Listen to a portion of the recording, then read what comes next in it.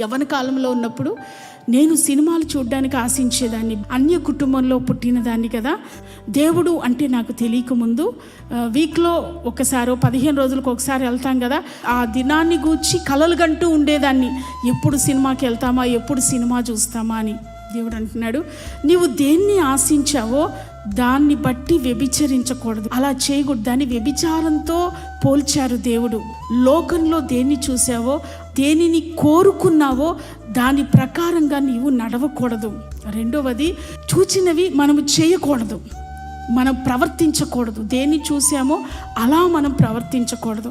Cinema actors ఒక రకంగా చీర కట్టుకుంటారు, మనం చీర కట్టుకునేటప్పుడు అలా కట్టుకోకూడదు.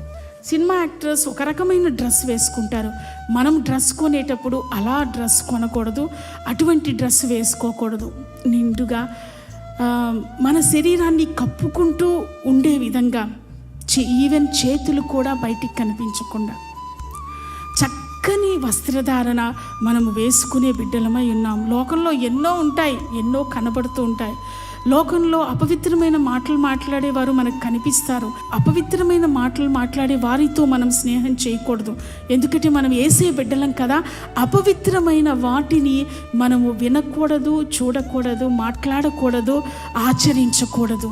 దేవుని బిడ్డలారా, ఎప్పుడు ఇలా ఉండగలము అనంటే దేవుని ఆజ్ఞలను అనుక్షణం జ్ఞాపకము చేసుకునేవాడుగా ఉండాలి.